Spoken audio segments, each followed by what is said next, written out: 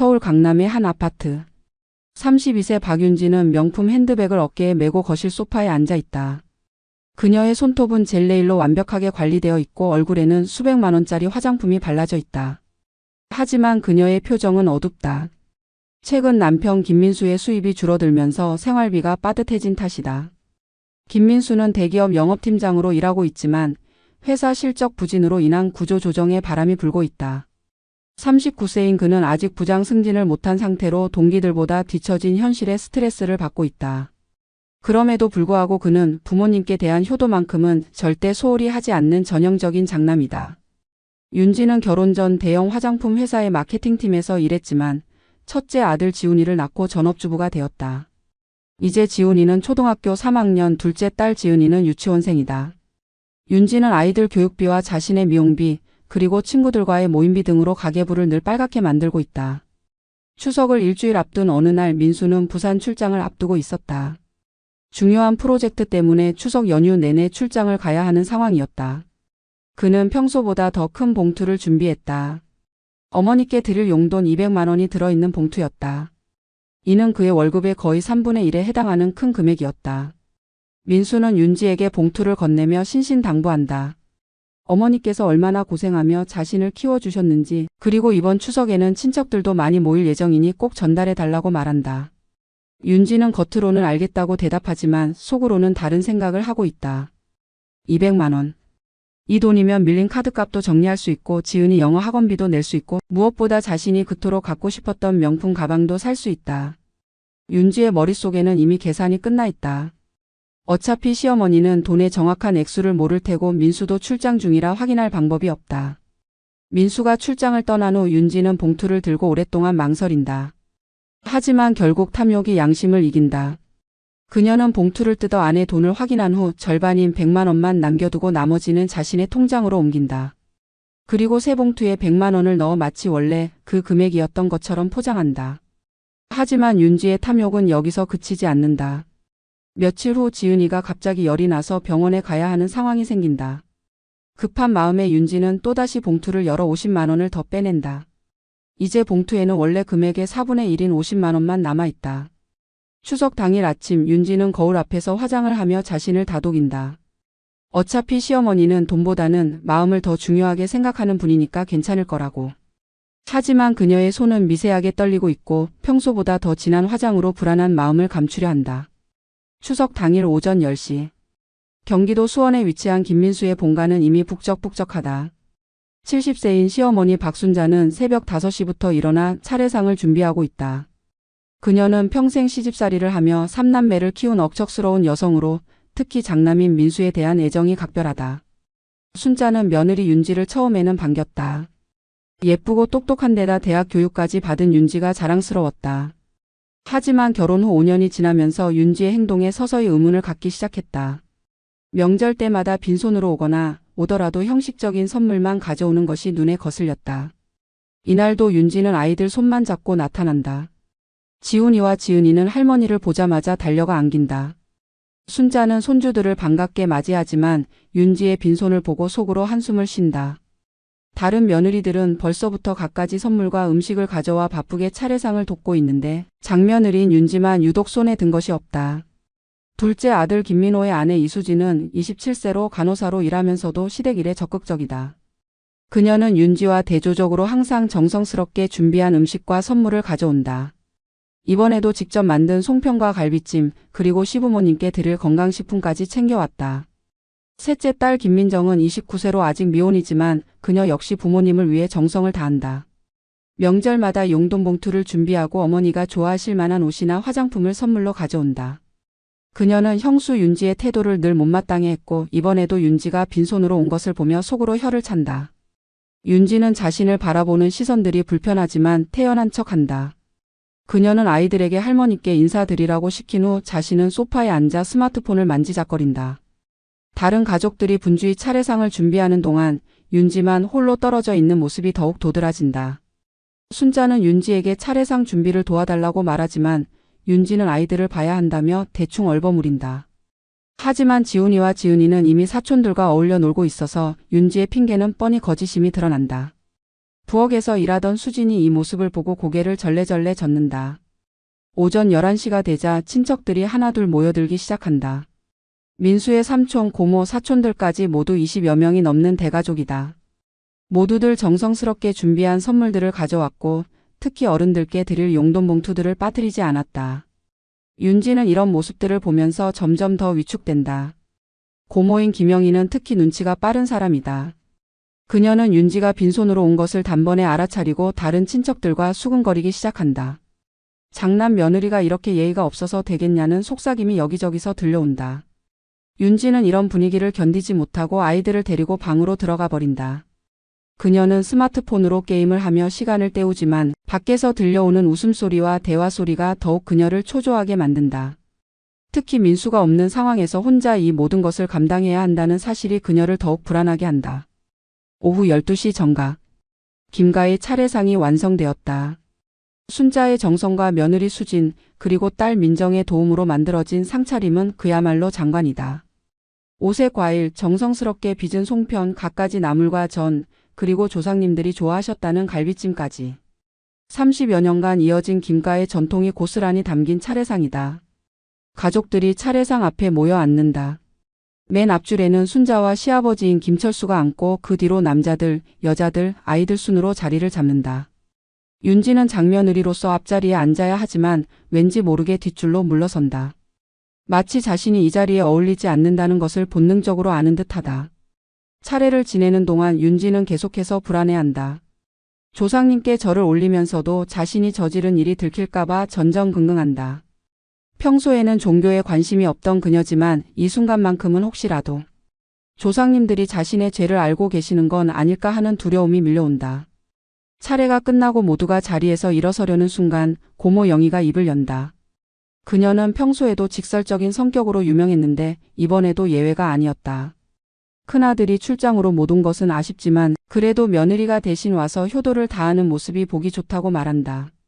하지만 그 말투에는 어딘지 꼬집는 듯한 뉘앙스가 담겨 있다. 이어서 삼촌인 김영수가 말을 보탠다. 민수가 평소에 얼마나 부모님을 생각하는지 매번 명절 때마다 정성스럽게 용돈 봉투를 준비하는 효자라고 칭찬한다. 그러면서 자연스럽게 이번에도 윤지가 봉투를 가져왔을 것이라고 추정하며 민수의 마음을 대신 전해달라고 말한다. 윤지는 이 말들을 들으면서 점점 더 움츠러든다. 모든 시선이 자신에게 집중되는 것 같고 가슴이 쿵쾅거리기 시작한다. 그녀는 봉투를 가방에서 꺼내야 할 타이밍을 놓치고 만다. 너무 오래 기다렸다가 꺼내면 오히려 더 의심받을 것 같다는 생각이 든다. 순자는 며느리의 이상한 행동을 예리하게 포착한다. 평소에 윤지가 소극적이긴 했지만 오늘은 유독 더 어색하고 불안해 보인다. 특히 용돈 이야기가 나올 때마다 윤지가 시선을 피하고 있다는 것을 놓치지 않는다. 수지는 옆에서 윤지의 모습을 지켜보며 답답함을 느낀다. 자신은 비록 둘째 며느리지만 항상 정성을 다해왔는데 정작 장며느리인 윤지는 매번 이런 식이다. 더욱이 오늘은 민수가 없는 상황에서 윤지가 김가의 체면을 지켜야 하는데 이 상황이 계속되면 가족 모두가 창피를 당할 것 같다. 친척들 사이에서는 조용한 수군거림이 시작된다. 평소에도 윤지에 대해 좋지 않은 소문들이 돌고 있었다. 명절 때마다 빈손으로 온다거나 시부모님께 안부 전화 한 통 안 한다거나 하는 이야기들이다. 이번에도 역시 나라는 분위기가 형성되기 시작한다. 아이들마저도 이상한 분위기를 감지한다. 지훈이는 엄마에게 다가가 왜 가만히 있느냐고 묻지만 윤지는 그저 조용히 하라고만 한다. 지은이는 할머니 품에 안겨서 다른 어른들의 표정을 살핀다. 평소와 다른 무거운 분위기에 아이들도 덩달아 위축된다. 차례가 끝난 후 가족들은 거실로 이동해 담소를 나눈다. 하지만 윤지는 여전히 어색한 분위기를 견디지 못하고 부엌으로 향한다. 설거지라도 도와야겠다는 생각보다는 그저 사람들의 시선을 피하고 싶은 마음이 더 크다. 순자는 윤지의 이런 행동이 더욱 의심스럽다. 평소에 부엌 일을 도와본 적이 거의 없던 윤지가 갑자기 설거지를 하겠다고 나서는 것이 어색하다. 더욱이 아직 용돈 봉투 이야기는 한마디도 꺼내지 않았다. 평소에 민수라면 벌써 진작에 어머니께 봉투를 전달했을 텐데 말이다. 순자는 결국 참지 못하고 화장실로 가는 척하며 민수에게 전화를 건다. 부산 호텔에서 회의 중이던 민수는 어머니의 전화를 받고 깜짝 놀란다. 혹시 무슨 일이라도 있었나 싶어서다. 순자는 조심스럽게 윤지가 온 것은 고맙지만 아직 아무 말이 없다고 말한다. 민수는 어머니의 말을 듣고 의아해한다. 분명히 윤지에게 봉투를 맡겼는데 왜 아직 전달하지 않았을까?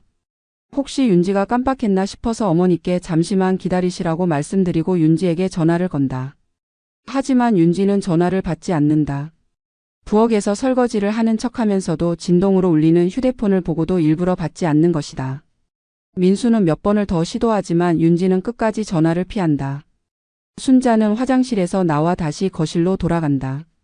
그리고 자연스럽게 윤지가 있는 부엌으로 향한다. 윤지는 접시를 닦으며 애써 평정을 유지하려 하지만 손이 미세하게 떨리고 있다. 순자는 이런 윤지의 모습을 놓치지 않는다. 순자가 조심스럽게 말을 꺼낸다. 민수가 출장 가면서 혹시 뭔가 맡긴 게 있냐고. 윤지는 순간 몸이 굳어진다. 하지만 어떻게든 태연한 척하며 특별히 맡긴 건 없었다고 대답한다. 순자는 윤지의 거짓말을 직감하지만 일단은 더 이상 추궁하지 않는다. 윤지는 부엌에서 나와 아이들이 있는 방으로 피신한다. 지훈이와 지은이는 사촌들과 놀고 있었는데 윤지가 들어오자 반갑게 맞는다. 하지만 윤지는 아이들과 놀아줄 여유도 없이 그저 휴대폰만 들여다본다. 민수의 부재중 전화가 6통이나 쌓여 있다. 밖에서는 친척들의 대화가 계속된다. 민수의 근황을 묻기도 하고 요즘 경기가 어려운데 어떻게 지내냐는 안부도 나눈다. 그런 와중에 자연스럽게 용돈 이야기가 또 나온다. 삼촌이 민수가 효자라며 이번에도 틀림없이 정성스럽게 준비했을 거라고 말한다. 윤지는 방 안에서 이런 소리를 들으며 점점 더 초조해진다. 이대로 가다가는 정말 들킬 것 같다. 하지만 이미 너무 많은 시간이 흘렀고 이제 와서 봉투를 꺼내기에는 더욱 어색하다. 그렇다고 계속 모른 척할 수도 없는 상황이다. 순자는 거실에서 다른 가족들과 이야기하면서도 계속해서 윤지의 동향을 신경 쓴다. 70년을 살아온 그녀의 직감은 거의 틀린 적이 없었다. 그리고 지금 그 직감은 윤지가 뭔가 숨기고 있다고 말하고 있었다. 오후 2시가 넘어가자 분위기는 더욱 어색해진다. 다른 가족들은 모두 자연스럽게 용돈 봉투를 전달했는데 유독 윤지만 아무런 움직임이 없다. 친척들도 이제 눈치를 채기 시작했고 여기저기서 수근거리는 소리가 들린다. 마침내 순자가 참지 못하고 윤지를 불러낸다. 윤지는 마지못해 방에서 나와 거실로 향한다. 모든 시선이 자신에게 집중되는 것을 느끼며 가슴이 터질 것 같다. 순자는 윤지에게 민수가 뭔가 부탁한 게 없었냐고 다시 한번 묻는다. 윤지는 순간에 선택을 해야 한다. 정말로 봉투를 받은 적이 없다고 거짓말을 계속할 것인가, 아니면 차에 두고 왔다고 둘러댈 것인가. 그녀는 후자를 선택한다. 아, 맞다면서 무릎을 치며 차에 봉투를 두고 왔다고 말한다. 금방 가져오겠다고 하면서 서둘러 밖으로 나간다. 순자와 친척들은 윤지의 말을 듣고 안도한다. 역시 민수가 챙겼을 거라고 단지 며느리가 깜빡했을 뿐이라고 말한다. 하지만 순자의 마음속 깊은 곳에서는 여전히 의심의 불씨가 꺼지지 않는다. 윤지의 표정과 행동이 뭔가 부자연스러웠기 때문이다. 윤지는 주차장으로 내려가 차 안에 앉는다. 하지만 그녀에게는 가져올 봉투가 없다. 이미 집에서 대부분의 돈을 빼내고 남은 50만 원마저도 집에 그대로 두고 온 상태다. 그녀는 차 안에서 10분 정도 시간을 끌면서 어떻게 할지 고민한다.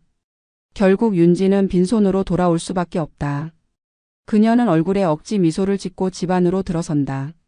그리고 모든 사람들이 자신을 바라보는 가운데 차 안을 뒤져봤는데 봉투가 보이지 않는다고 말한다. 어디에 뒀는지 기억이 나지 않는다며 한참 동안 찾아봤지만 없었다고 둘러댄다. 친척들의 표정이 미묘하게 바뀐다. 처음에는 그럴 수도 있다는 반응이었지만 이제는 의심의 눈초리로 윤지를 바라본다. 특히 고모 영희는 직설적으로 말한다.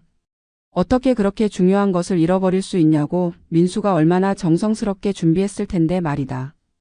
윤지는 이런 비난을 받으며 점점 더 위축된다.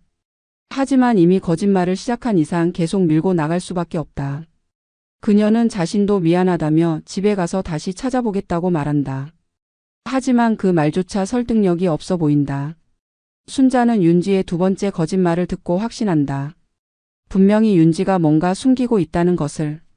평소에 윤지가 얼마나 꼼꼼한지 아는 순자로서는 그런 중요한 봉투를 잃어버릴 리가 없다고 생각한다. 더욱이 찾아봤는데 없다는 말도 이상하다. 수지는 옆에서 이 모든 상황을 지켜보며 분노한다. 자신은 간호사 일을 하면서도 시댁에 정성을 다하는데 정작 장며느리인 윤지는 이런 식이다. 더욱이 오늘은 민수가 없어서 윤지가 김가의 체면을 지켜야 하는 상황인데 이렇게 되니 온 가족이 창피를 당하게 생겼다. 친척들 사이에서는 본격적인 수군거림이 시작된다. 어떻게 며느리가 이럴 수 있냐는 비판부터 평소에도 윤지에 대한 불만이 많았다는 이야기까지. 윤지는 이런 시선들을 받으며 견디기 힘들어한다. 하지만 이미 엎질러진 물이다. 윤지의 거짓말 이후 집안 분위기는 완전히 달라진다. 처음에는 단순한 실수로 여겼던 친척들도 이제는 의심의 눈초리를 보낸다. 특히 평소에 윤지를 못마땅하게 여겼던 고모 영희는 노골적으로 불만을 드러낸다. 영희는 다른 친척들에게 평소 윤지에 대한 불만을 털어놓기 시작한다. 결혼 초기부터 지금까지 윤지가 보여준 수많은 문제 행동들을 하나씩 거론한다. 명절 때마다 빈손으로 오는 것, 시부모님께 안부 전화 한 통 없는 것, 심지어는 시아버지 생신날에도 나타나지 않았던 일까지 모든 것이 다시 수면 위로 떠오른다. 삼촌 영수도 이제는 윤지를 의심스러운 눈으로 바라본다. 그는 조카 민수를 어렸을 때부터 지켜봐왔고 그가 얼마나 부모님께 효성스러운지 누구보다 잘 안다. 그런 민수가 추석에 용돈을 안 챙겼을 리 없다는 것이 영수의 생각이다. 더욱이 윤지의 행동과 말이 일관성이 없어 보인다. 사촌들도 속삭이기 시작한다.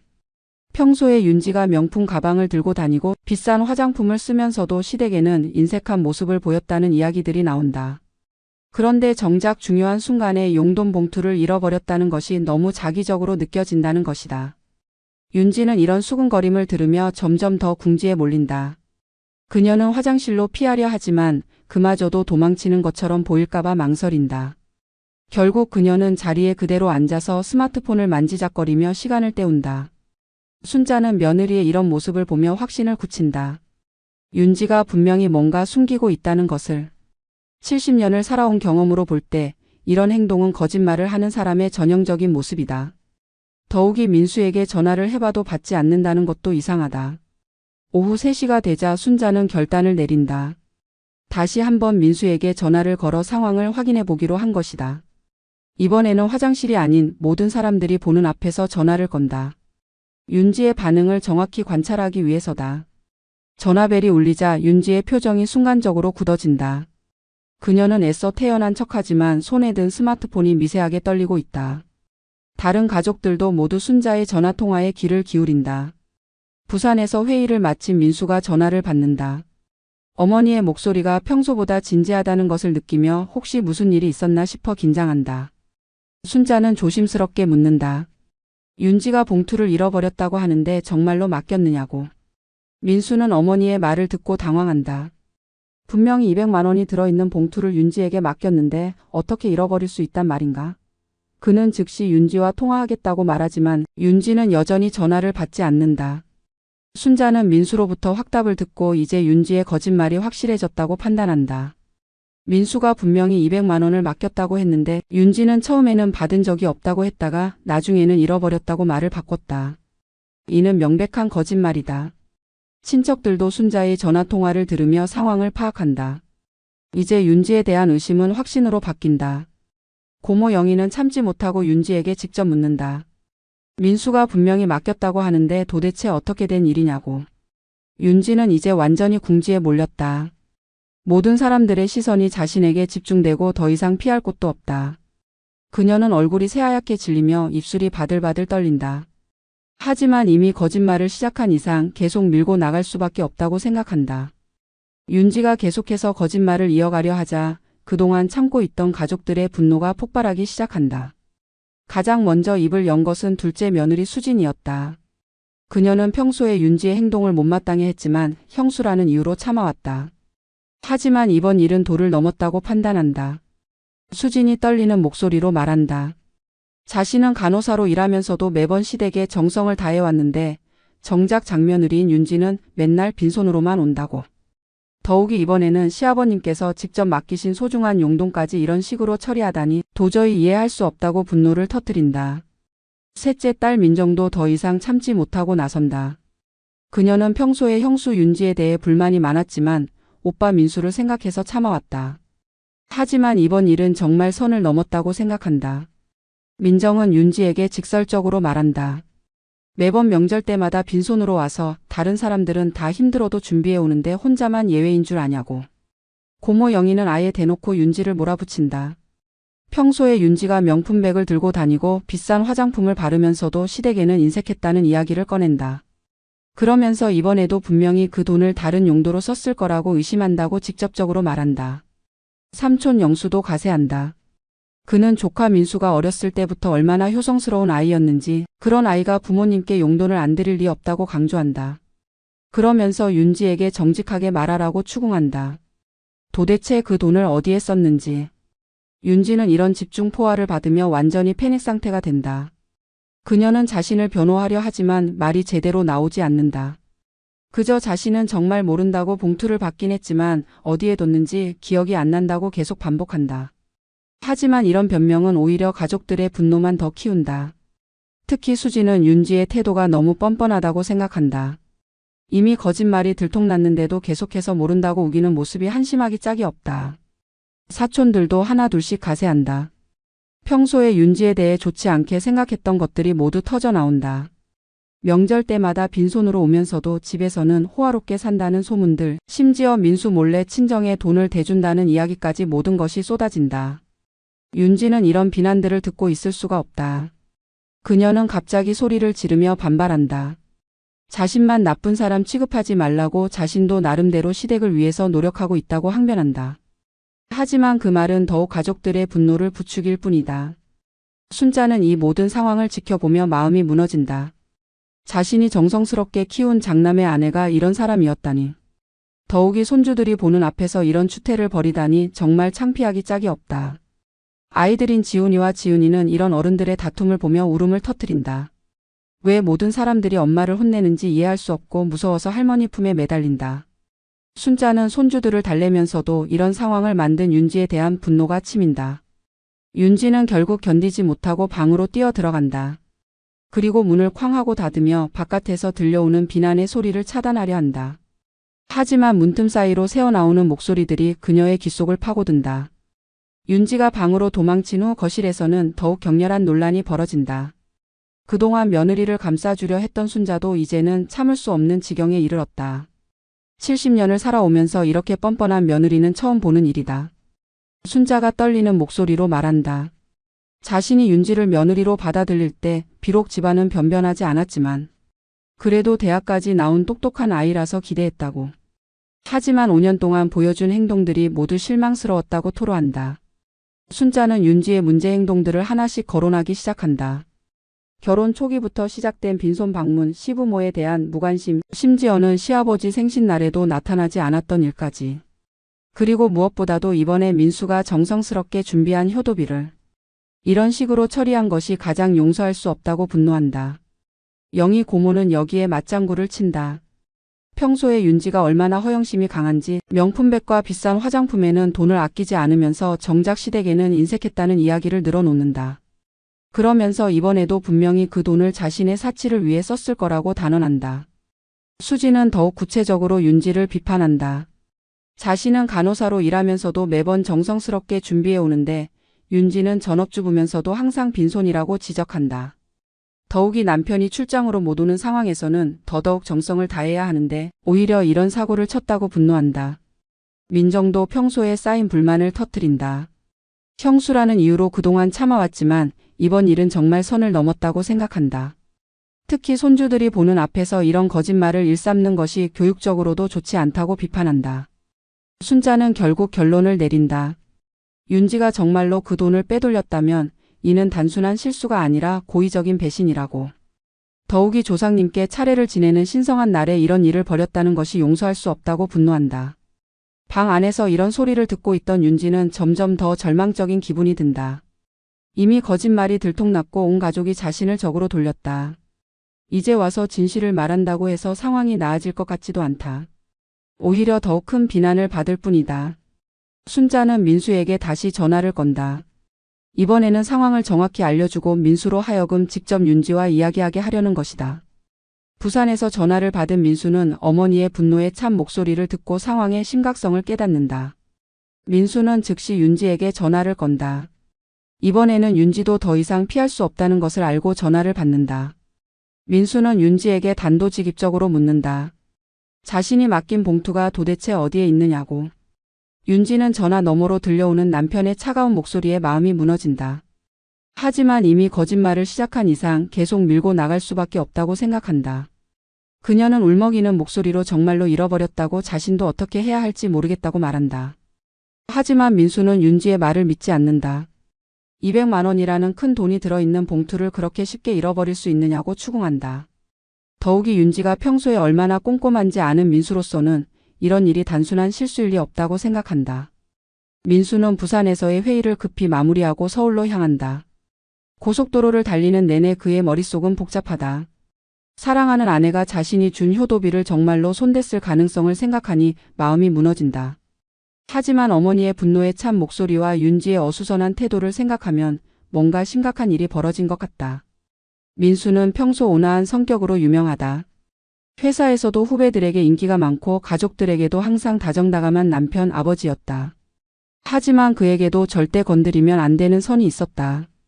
바로 부모님에 대한 효도였다. 그는 어렸을 때부터 부모님의 고생을 지켜봤고 장남으로서의 책임감을 누구보다 강하게 느끼고 있었다. 오후 6시 민수가 급히 집에 도착한다. 주차장에서부터 그는 이상한 기운을 느낀다. 평소 같으면 추석 명절이라 온 집안이 화기애애할 할 텐데 오늘은 왠지 분위기가 무겁다. 집 앞까지 올라오는 동안에도 안에서 들려오는 목소리들이 심상치 않다. 문을 열고 들어선 민수는 거실에 모인 가족들의 표정을 본다. 어머니 순자의 얼굴은 분노로 일그러져 있고 다른 친척들도 모두 심각한 표정이다. 특히 둘째 수진과 셋째 민정의 표정이 평소와는 완전히 다르다. 그리고 정작 아내 윤지는 보이지 않는다. 순자는 아들 민수를 보자마자 울먹이며 다가온다. 그리고 오늘 벌어진 일들을 자세히 설명한다. 윤지가 처음에는 봉투를 받은 적이 없다고 했다가 나중에는 잃어버렸다고 말을 바꿨다는 것. 그리고 민수가 분명히 200만 원을 맡겼다고 확인해줬는데도 윤지는 계속 거짓말을 하고 있다는 것. 민수는 어머니의 말을 들으며 점점 화가 치민다. 설마 윤지가 정말로 그 돈에 손댔을까 하는 의심과 함께 만약 정말 그렇다면 이는 용서할 수 없는 일이라는 생각이 든다. 그는 즉시 윤지가 있는 방으로 향한다. 방문을 열고 들어간 민수는 침대에 엎드려 울고 있는 윤지를 본다. 아이들인 지훈이와 지은이도 옆에서 엄마를 달래고 있다. 민수는 아이들에게 잠시 나가 있으라고 하고 윤지와 단둘이 남는다. 민수가 차가운 목소리로 묻는다. 자신이 맡긴 봉투가 정말로 어디에 있느냐고. 윤지는 남편의 이런 차가운 태도를 처음 본다. 평소에 자상하고 다정했던 남편이 이렇게 무서운 표정을 짓는 것을 본 적이 없다. 윤지는 울먹이며 대답한다. 정말로 잃어버렸다고 자신도 어떻게 된 일인지 모르겠다고. 하지만 민수는 윤지의 말을 믿지 않는다. 그는 더욱 강하게 추궁한다. 200만 원이라는 큰 돈이 그렇게 쉽게 사라질 리 없다고 정직하게 말하라고. 윤지는 남편의 추궁에 못 이기고 결국 일부를 털어놓는다. 생활비가 부족해서 잠시 빌려 쓴 것뿐이라고 곧 다시 갚으려고 했다고 변명한다. 하지만 이 말을 들은 민수는 더욱 분노한다. 부모님께 드릴 효도비를 생활비로 썼다는 것이 말이 되느냐고. 민수는 윤지에게 정확히 얼마를 썼는지 묻는다. 윤지는 망설이다가 50만 원 정도라고 거짓말한다. 하지만 민수는 윤지의 표정을 보고 더 많은 액수라는 것을 직감한다. 그는 윤지에게 통장을 보여달라고 요구한다. 결국 윤지는 모든 것을 털어놓을 수밖에 없다. 150만 원을 자신의 용도로 썼다는 것을, 그리고 카드 빚을 갚고 아이들 학원비를 냈다는 것을. 민수는 이 말을 듣고 완전히 분노한다. 200만 원 중에서 150만 원을 빼갔다는 것은 거의 대부분을 가로챈 것과 다름없다. 민수는 윤지에게 소리친다.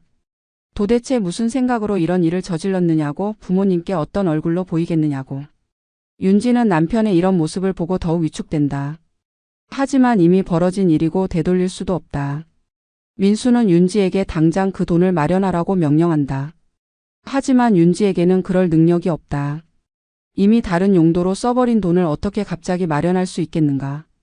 윤지는 울면서 시간을 달라고 애원하지만 민수는 들어주지 않는다. 민수는 윤지가 150만 원을 어디에 썼는지 더 자세히 추궁한다. 카드빚과 아이들 학원비라고 했지만 그것만으로는 설명이 안 된다는 것이 민수의 생각이다.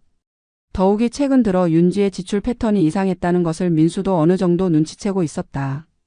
윤지는 처음에는 다른 변명을 하려 했지만 민수의 강한 추궁에 결국 진실을 털어놓는다. 그녀는 그 돈의 일부를 친정 어머니에게 보냈다고 고백한다. 친정 아버지가 사업에 실패해서 빚이 많이 생겼고 어머니가 도움을 요청해서 어쩔 수 없었다는 것이다. 민수는 이 말을 듣고 경악한다. 자신의 부모님께 드릴 효도비를 윤지의 친정에 보냈다는 것이 말이 되느냐고 분노한다. 더욱이 그런 중요한 일을 자신과 상의도 없이 독단적으로 결정했다는 것이 더욱 화가 난다. 민수는 윤지에게 정확히 얼마를 친정에 보냈는지 묻는다. 윤지는 망설이다가 80만 원이라고 대답한다. 민수는 이 말을 듣고 더욱 분노한다. 자신의 부모님께는 고작 50만 원만 드리고 친정에는 80만 원을 보냈다는 것이다. 이는 명백한 친정 편애이자 시댁에 대한 무시다. 민수는 윤지에게 소리친다.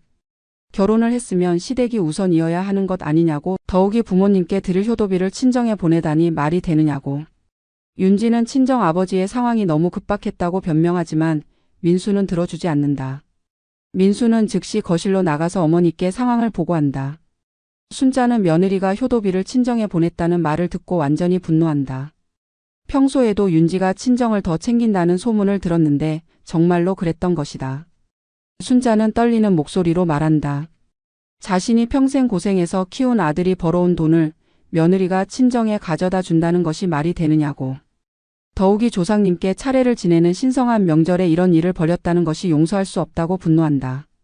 친척들도 이 소식을 듣고 경악한다. 고모 영희는 대놓고 윤지를 비난한다. 결혼을 했으면 시댁이 본가인데 친정을 더 챙긴다는 것은 며느리로서 자격이 없다고 질타한다. 다른 친척들도 모두 윤지를 비난하기 시작한다. 수지는 더욱 분노한다. 자신은 친정이 어려워도 시댁을 먼저 생각하는데 윤지는 정반대로 행동한다고 비교하며 비난한다. 특히 같은 며느리 입장에서 이런 행동이 더욱 이해할 수 없다고 분노한다. 민정도 형수 윤지에게 실망감을 드러낸다. 평소에도 친정 편애가 심하다고 생각했는데 이번 일로 확실해졌다고 말한다. 특히 조카들인 지훈이와 지은이에게도 좋지 않은 영향을 줄 것 같다고 우려한다. 윤지는 방에서 이런 비난의 소리들을 들으며 절망한다.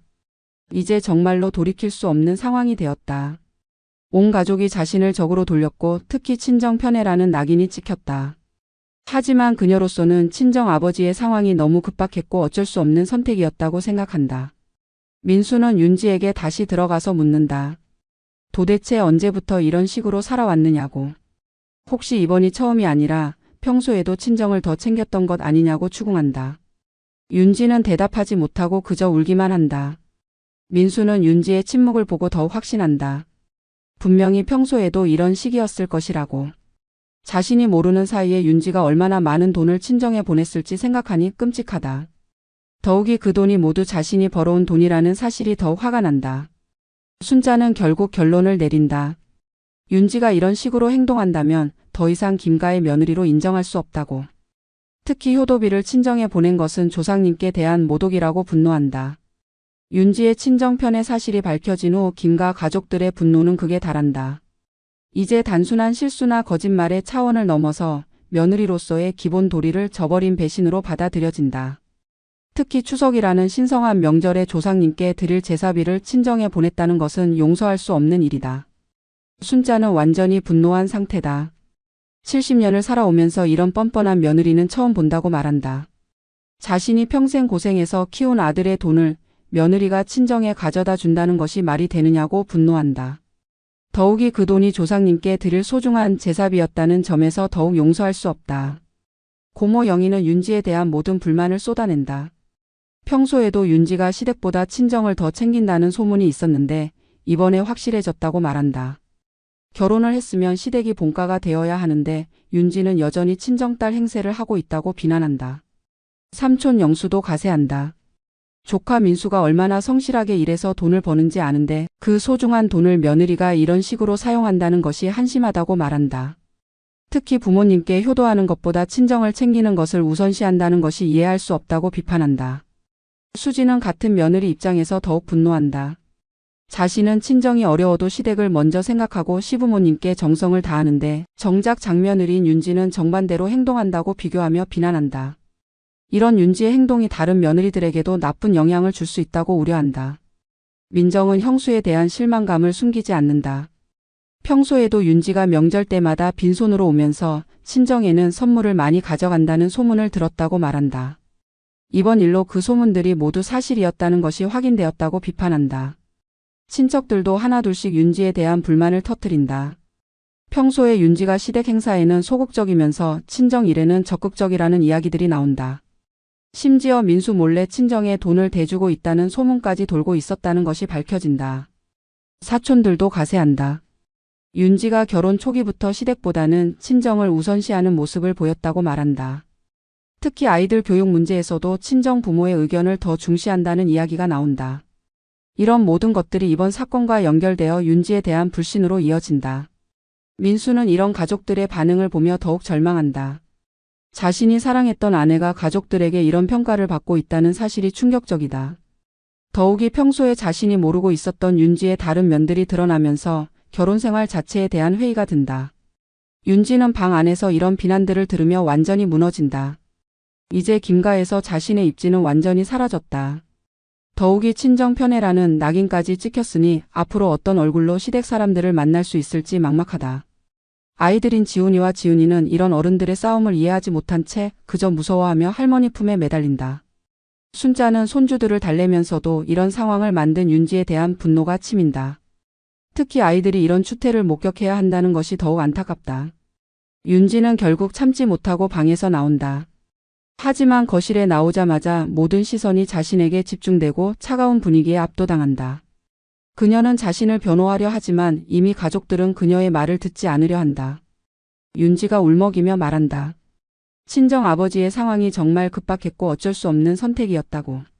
하지만 가족들은 그런 변명을 받아들이지 않는다. 아무리 친정이 어려워도 시댁의 효도비를 가져다 쓰는 것은 잘못된 일이라고 비판한다. 고모 영희는 윤지에게 직설적으로 말한다. 결혼을 했으면 시댁이 우선이어야 하는데 아직도 친정딸 생각으로 산다고. 더욱이 남편과 상의도 없이 이런 중대한 결정을 했다는 것이 며느리로서 자격이 없다고 질타한다. 순자는 마지막으로 윤지에게 말한다. 이번 일로 윤지가 어떤 사람인지 확실히 알았다고. 앞으로는 김가의 며느리로 대우할 수 없다고 선언한다. 윤지는 이 말을 듣고 완전히 절망한다. 어른들의 격렬한 다툼 속에서 가장 큰 피해자는 바로 아이들이다. 지훈이와 지은이는 왜 모든 어른들이 엄마를 혼내는지 이해할 수 없다. 평소에 자상했던 할머니와 고모, 작은 엄마까지 모두 엄마에게 화를 내는 모습을 보며 아이들은 극도로 불안해한다. 9살인 지훈이는 어느 정도 상황을 파악한다. 아빠가 할머니께 드리라고 한 돈을 엄마가 다른 곳에 썼다는 것, 그리고 그것 때문에 모든 사람들이 화가 났다는 것을. 하지만 왜 엄마가 그런 일을 했는지는 이해할 수 없다. 평소에 엄마는 자신에게 거짓말을 하면 안 된다고 가르쳤는데 정작 엄마가 거짓말을 했다는 사실이 충격적이다. 6살인 지은이는 상황을 정확히 이해하지는 못하지만 분위기가 좋지 않다는 것은 안다. 평소에 자신을 예뻐해 주던 할머니가 무서운 얼굴로 엄마를 혼내는 모습을 보며 무서워한다. 지은이는 할머니 품에 매달리며 울먹인다. 순자는 손주들의 이런 모습을 보며 마음이 아프다. 평소에 지훈이와 지은이를 너무나 사랑하는데 이 아이들이 이런 추태를 목격해야 한다는 것이 안타깝다. 더욱이 아이들에게는 엄마인 윤지가 나쁜 사람이 되어버린 상황이 마음 아프다. 지훈이가 할머니에게 묻는다. 엄마가 뭘 잘못했는지, 왜 모든 사람들이 엄마를 혼내는지. 순자는 아이에게 어떻게 설명해야 할지 막막하다. 엄마가 거짓말을 했고 할아버지 할머니께 드릴 돈을 다른 곳에 썼다고 말하기에는 너무 복잡하고 무겁다. 지은이는 더욱 단순하게 묻는다. 엄마가 나쁜 사람이냐고, 자신도 엄마처럼 나쁜 사람이 되는 거냐고. 이런 질문을 받은 순자는 눈물이 난다. 손주들에게는 아무 죄가 없는데 이런 상황에 휘말리게 되었다. 민정은 조카들을 달래려 한다. 어른들이 이야기하는 동안 아이들은 방에서 놀고 있으라고 말하지만 아이들은 불안해서 어른들 곁을 떠나지 않으려 한다. 특히 지훈이는 엄마를 보호해야 한다는 생각에 윤지 곁에 붙어 있으려 한다. 윤지는 아이들이 이런 상황을 목격하는 것이 가장 괴롭다. 자신의 잘못으로 인해 아이들이 상처받는 모습을 보니 더욱 후회된다. 그녀는 아이들을 데리고 방으로 들어가려 하지만 가족들의 추궁은 계속된다. 수지는 윤지에게 말한다. 아이들 앞에서라도 정직하게 잘못을 인정하라고. 이런 모습을 보이면 아이들에게도 좋지 않은 영향을 준다고 비판한다. 특히 거짓말하는 것을 당연하게 생각할 수 있다고 우려한다. 고모 영희는 더욱 직설적이다. 아이들이 커서 엄마의 이런 모습을 기억한다면 얼마나 부끄러울지 생각해보라고 말한다.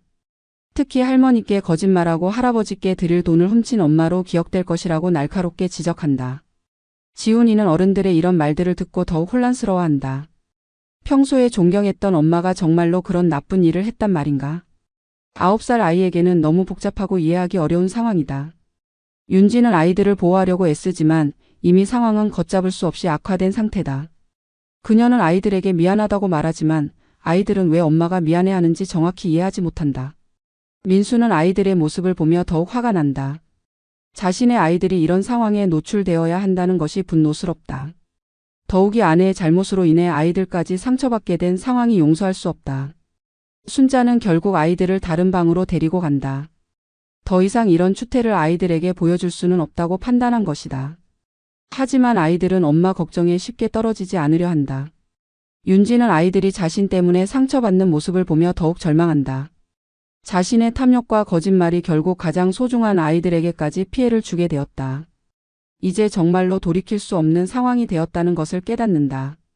모든 것이 들통나고 가족들의 분노가 극에 달한 상황에서 윤지는 마지막 변명을 시도한다. 그녀는 방에서 나와 거실에 모인 가족들 앞에 선다. 얼굴은 눈물로 범벅이 되었고 목소리는 떨리지만 그녀는 자신의 억울함을 호소하려 한다.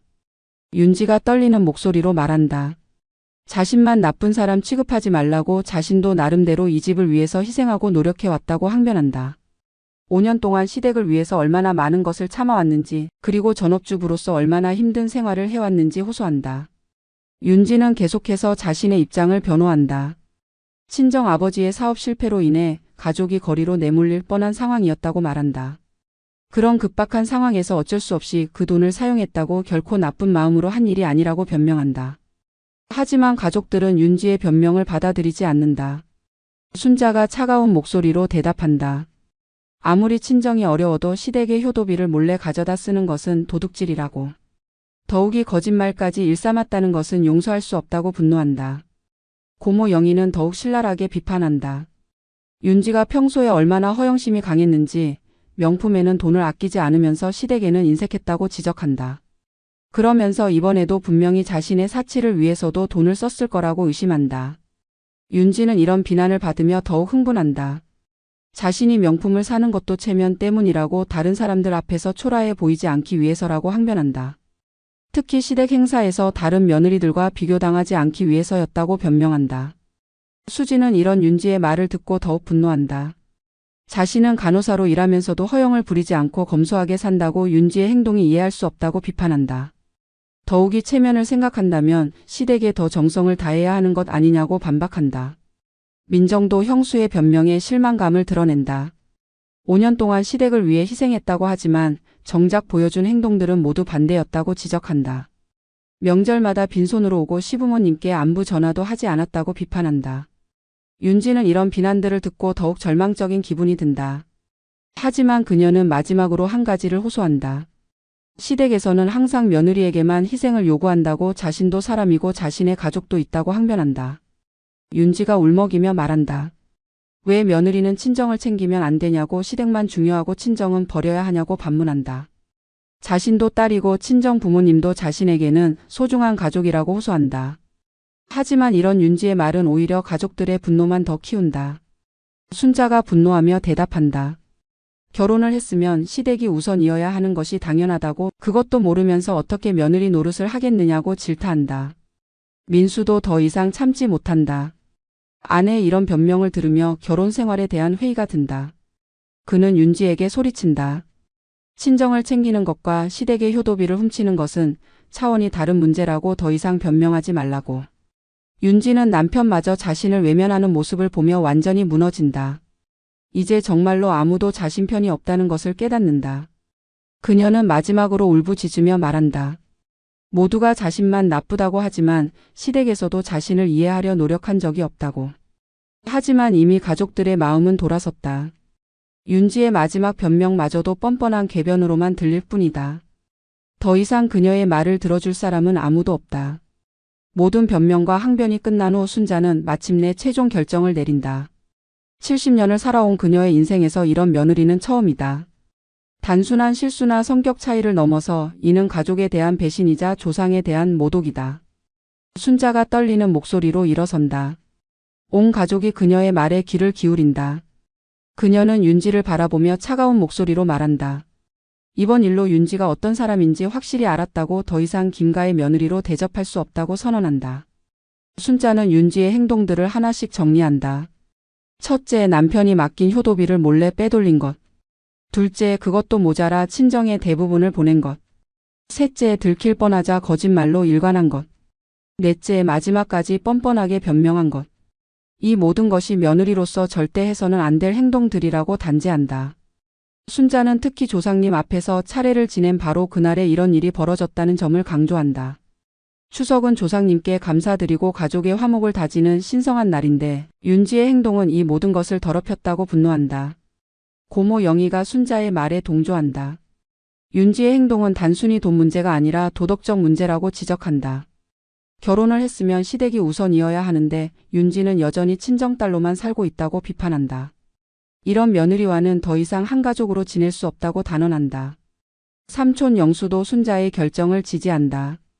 조카 민수가 얼마나 성실하고 효성스러운지 아는데 그런 아들의 돈을 며느리가 이런 식으로 사용한다는 것은 용서할 수 없다고 말한다. 특히 거짓말까지 일삼았다는 것은 신뢰의 기본을 깨트린 것이라고 지적한다. 수지는 같은 며느리 입장에서 더욱 분노한다. 자신은 친정이 어려워도 시댁을 우선시하는데 윤지의 행동은 모든 며느리들에게 수치라고 말한다. 이런 행동이 용인된다면 시댁과 며느리 관계의 기본 질서가 무너진다고 우려한다. 민정도 어머니의 결정에 동의한다. 평소에도 형수 윤지에 대해 불만이 많았는데 이번 일로 확실해졌다고 말한다. 특히 조카들인 지훈이와 지은이에게도 좋지 않은 영향을 줄 수 있다고 걱정한다. 순자는 계속해서 윤지를 향해 최종 통보를 한다. 오늘부로 김가의 명절 행사에는 윤지의 자리가 없다고 선언한다. 조상님 앞에서 거짓을 일삼고 효도비를 훔친 며느리는 더 이상 필요하지 않다고 단호하게 말한다. 윤지는 이런 시어머니의 선언을 듣고 완전히 절망한다. 이제 정말로 김가에서 쫓겨나는 것이다. 그녀는 울부짖으며 용서를 빈다. 다시는 이런 일을 하지 않겠다고 기회를 달라고 애원한다. 하지만 순자는 흔들리지 않는다. 이미 신뢰는 완전히 깨졌고 더 이상 윤지를 김가의 며느리로 받아들일 수 없다고 단언한다. 특히 아이들 앞에서까지 이런 거짓말을 일삼은 것은 교육적으로도 매우 나쁘다고 지적한다. 민수는 어머니의 결정을 듣고 복잡한 심경이다. 비록 아내의 행동이 잘못되었지만 그래도 아이들의 엄마이고 자신의 부인이다. 하지만 어머니의 분노와 가족들의 실망을 보면 윤지를 감싸기도 어려운 상황이다. 순자는 민수에게도 말한다. 아들이 아무리 아내를 사랑해도 이런 행동은 용서해서는 안 된다고. 만약 이번에 넘어간다면 앞으로도 계속해서 이런 일이 반복될 것이라고 경고한다. 친척들도 모두 순자의 결정을 지지한다. 윤지의 행동은 단순한 실수가 아니라 고의적인 배신이었다고 입을 모은다. 특히 거짓말을 일삼으면서까지 자신의 행동을 숨기려 한 것이 더욱 용서할 수 없다고 비판한다. 윤지는 마지막으로 아이들을 핑계 삼아 애원한다. 아이들 때문에라도 기회를 달라고 지훈이와 지은이는 죄가 없다고 호소한다. 하지만 순자는 오히려 그렇기 때문에 더욱 윤지를 용서할 수 없다고 말한다. 아이들에게 나쁜 본보기를 보인 것이 더 큰 잘못이라고 지적한다. 순자의 최종 심판은 단호하다. 윤지는 더 이상 김가의 며느리가 아니며 앞으로 명절이나 가족 행사에 참석할 자격이 없다는 것이다. 이는 며느리로서 받을 수 있는 가장 큰 수치이자 처벌이다. 순자의 최종 선언이 떨어진 후 집안의 분위기는 얼어붙는다. 윤지에게 내려진 처벌은 단순히 혼나는 것을 넘어서 아예 가족에서 배제되는 것이다. 이는 전통적인 한국 가정에서 며느리가 받을 수 있는 최고 수준의 수치이자 징벌이다. 윤지는 바닥에 주저앉아 울부짖는다.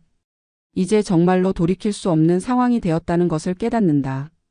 시어머니의 선언은 단순한 화풀이가 아니라 진짜로 자신을 가족에서 추방하겠다는 의미다.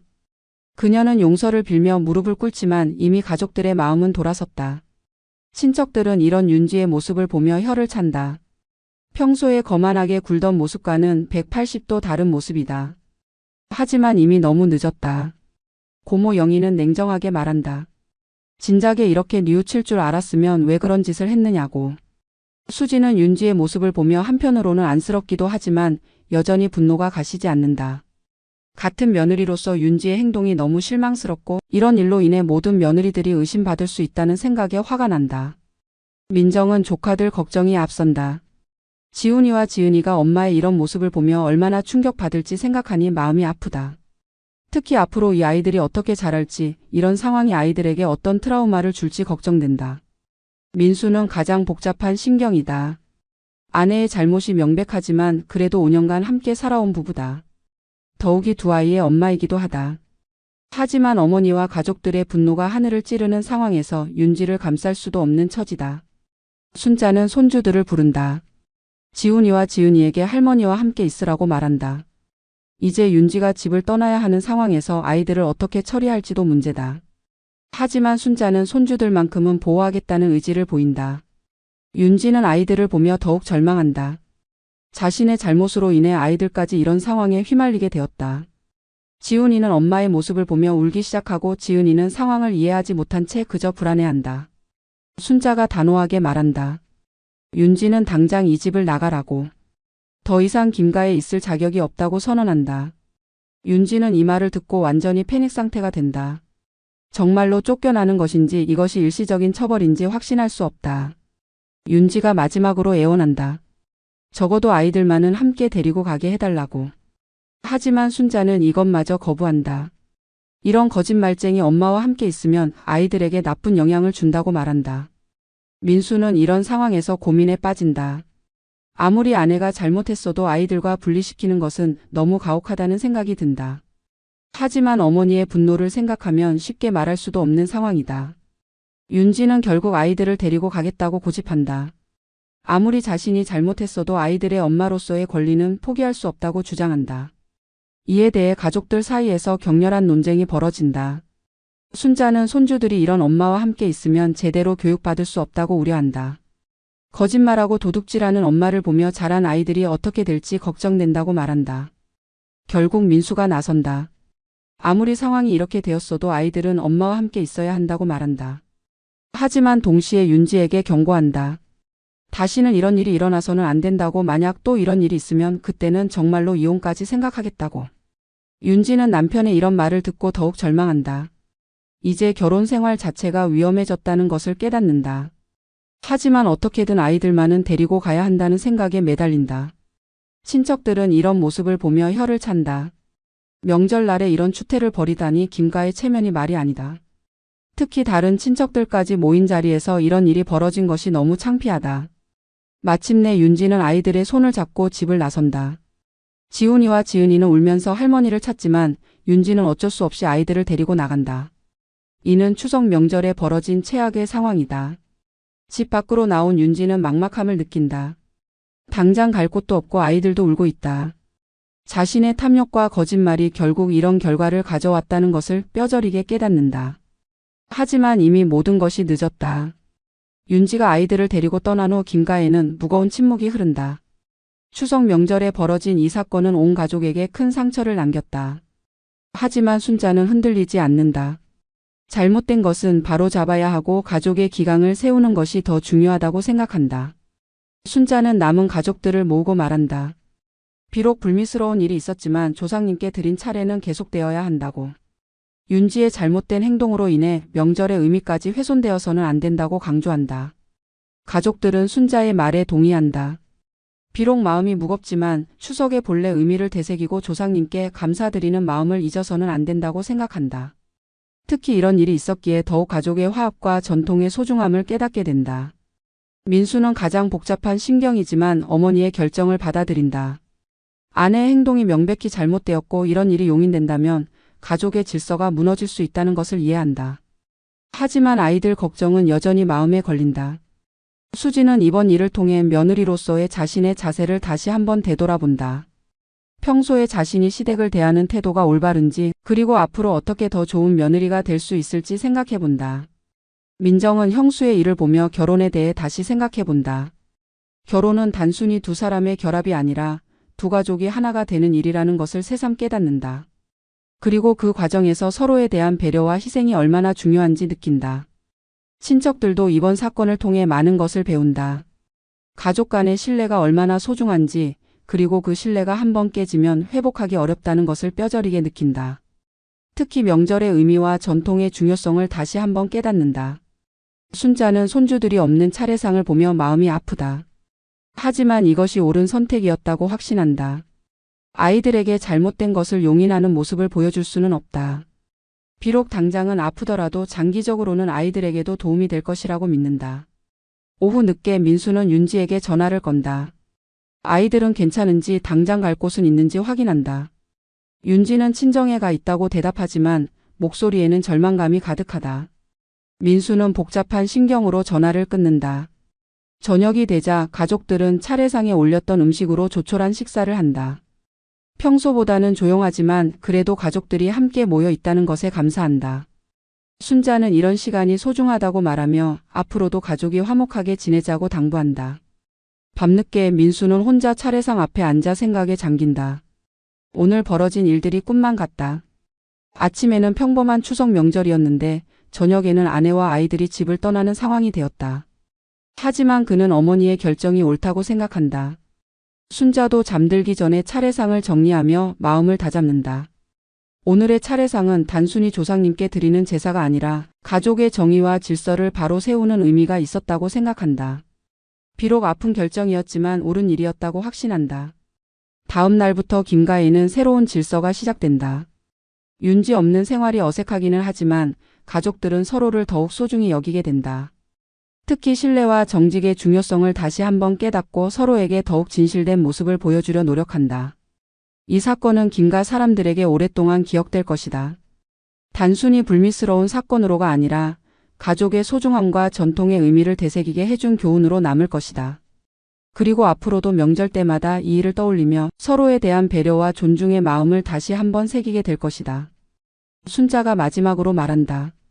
추석은 조상님께 감사드리고 가족이 화목하게 지내는 날이라고. 탐욕이나 거짓으로 더럽혀져서는 안 되는 신성한 날이라고. 그리고 오늘의 차례상이 앞으로도 김가의 정의와 진실의 상징으로 남기를 바란다고. 이렇게 김가의 추석은 아픔과 교훈을 남긴 채 마무리되었다. 하지만 이 모든 일이 결국에는 가족을 더욱 단단하게 만드는 계기가 될 것이라는 희망을 품고 모든 사람들은 각자의 자리로 돌아간다.